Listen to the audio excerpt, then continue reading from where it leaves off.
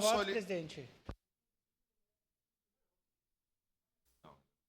Vereador Rafael Bueno para declarar voto. Bom, presidente, vereador Estela, eu discordo da senhora. O Caxias do Sul ainda não é cidade, segundo a vereadora Sandra. Ela ainda é vereadora de Forqueta. De Forqueta. E o interior é Forqueta. Forqueta é interior. E vai ser beneficiado no pacote de obras. São quase 100 obras no total. São quase 100 obras no total. Caxias do Sul está crescendo e não está comportando tamanho.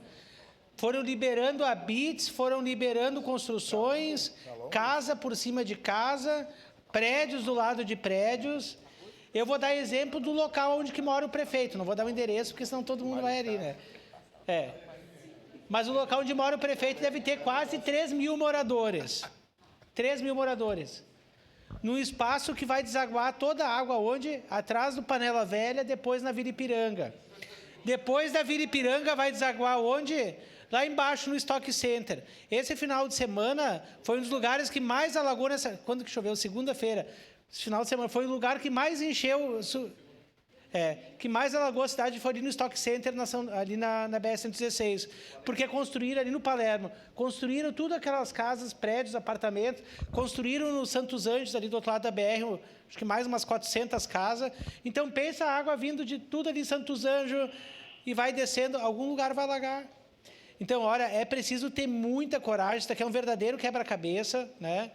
Se o vereador Cláudio comprou um drone, tenha certeza que com os engenheiros da CODEC, do SAMAI e da Secretaria de Obras, eles estão fazendo um milagre para vão resolver o problema dos alagamentos. É uma das principais obras que unifica todo o legislativo, tanto é que todo mundo vem aqui e referendou, indiferente de partidos, pelo bem da comunidade. Vai gerar, presidente, para concluir, vai gerar gritedo de alguns, de outros? Vai. Mas tu não tem como contemplar todo mundo. Se for para beneficiar o seu João e a dona Maria, que perdem o seu remédio numa enchente, o seu Chico lá que perde os brinquedos dos seus filhos, essa obra já está beneficiando.